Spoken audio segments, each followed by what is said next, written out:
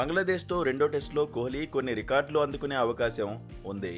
మరో 35 పరుగులు సాధిస్తే మాస్టర్ బ్లాస్టర్ సచిన్ టెండూల్కర్ పేరిట ఉన్న ఓ రికార్డును బ్రేక్ చేస్తాడు. అంతర్జాతీయ క్రికెట్లో కోహ్లీ ఇప్పటి వరకు 593 ఇన్నింగ్స్ల్లో 26,965 పరుగులు చేశాడు. సచిన్ టెండూల్కర్ 623 ఇన్నింగ్స్ల్లో 27,000 పరుగుల మైల్ స్టోన్ను అందుకున్నాడు.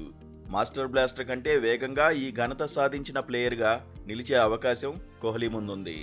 ఇప్పటి వరకు 3 ఆటగాళ్లు మాత్రమే 27,000 పరుగుల మార్కును టచ్ చేశారు.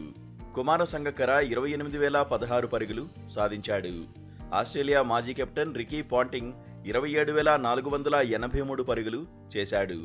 అంతర్జాతీయ క్రికెట్లో ఎక్కువ పరుగులు సాధించిన ప్లేయర్లలో విరాట్ 4వ స్థానంలో సెటిల్ అయ్యాడు.